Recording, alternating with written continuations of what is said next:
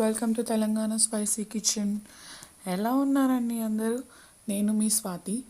ఈరోజు మన ఛానల్లో కొత్త చెఫ్ వచ్చారండి. ఎవరు అనుకుంటున్నారా? మా హస్బెండ్.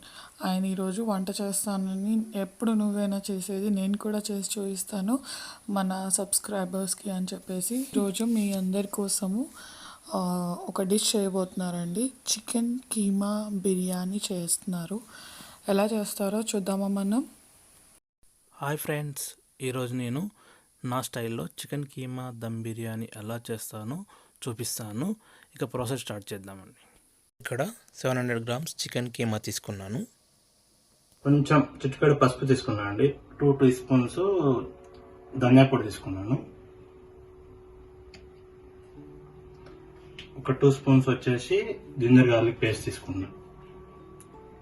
ఒక 1 టీ స్పూను గరం మసాలా తీసుకుంటున్నాను. 5 స్పూన్స్ వచ్చేసి చిల్లీ పౌడర్ తీసుకున్నాను అండి.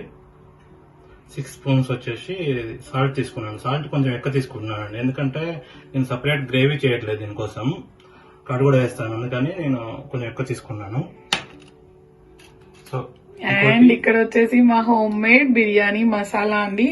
మేము ఇంతకు ముందు వీడియోస్ లో కొంచెం లైట్ గా వాటర్ యాడ్ చేసి పేస్ట్ లాగా చేసుకునే వాళ్ళము. ఇక్కడ ఏంటంటే మేము దీన్ని సేమ్ ప్రాసెస్ డ్రై రోస్ట్ చేసేసి పౌడర్ చేసుకున్నాము. మీకు ఈ ప్రాసెస్ కావాలి అనుకుంటే మేము మటన్ దమ్ బిర్యానీ చేశాను కదండి, అందులో ఐకార్డ్స్ లో ప్రొవైడ్ చేస్తాను, కింద డిస్క్రిప్షన్ బాక్స్ లో కూడా లింక్ ప్రొవైడ్ చేస్తాను. సో సేమ్ ప్రాసెస్, కాకపోతే నేను ఓన్లీ ఇది పౌడర్, అది పేస్ట్, అంతే డిఫరెన్స్. ఇక్కడ మేము ఏది బయట మసాలాలు యూజ్ చేయట్లేదండి, అన్ని హోమ్ మేడ్. కర్డ్ తీసుకున్నానండి బౌల్ నిండా. కర్డ్ వేసుకుంటే ఏంటంటే మనకి బిర్యానీ టెక్స్చర్ అనేది చాలా బాగా వస్తుంది.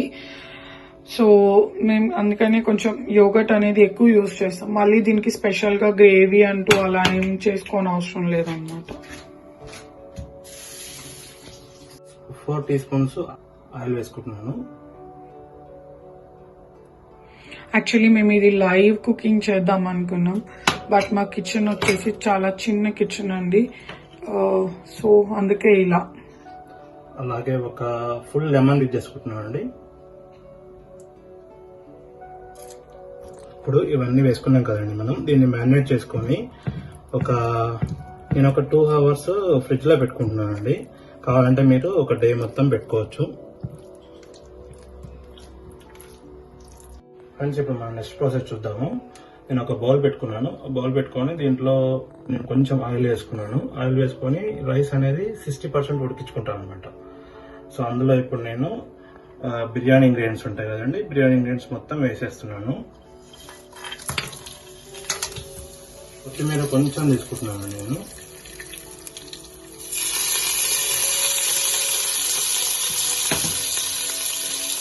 కొంచెం పుదీనా వేస్తున్నానండి. కొన్ని పచ్చిమిర్చి వేసుకుంటున్నానండి. ఇప్పుడు నేను వాటర్ వేసుకుంటున్నాను. దీంట్లో వాటర్ అనేది మెజర్మెంట్ ఏమి తీసుకోలేదు. 5 కప్స్ రైస్కి సరిపడా వాటర్ తీసుకుంటున్నాను. అలాగే కొంచెం సాల్ట్ వేసుకుంటున్నాను అండి. ఒక 1.5 స్పూన్ తీసుకున్నాను. ఇలా సాల్ట్ వేసుకున్నాను కదండి, కలుపుకొని లిడ్ పెట్టేసుకొని వాటర్ బాయిల్ అయిన తర్వాత నెక్స్ట్ ప్రాసెస్ చూద్దాం. వాటర్ బాయిల్ అయిపోయాయండి. సో ఇప్పుడు మనం 1 అవర్ నానబెట్టుకున్న రైస్ వేసేస్తున్నాం. ఇప్పుడు ఇందులో ఎన్ని కప్స్? 5 కప్స్ రైస్ తీసుకున్నానండి. ఇక్కడ నేను 1 అవర్ నానబెట్టుకున్నాను.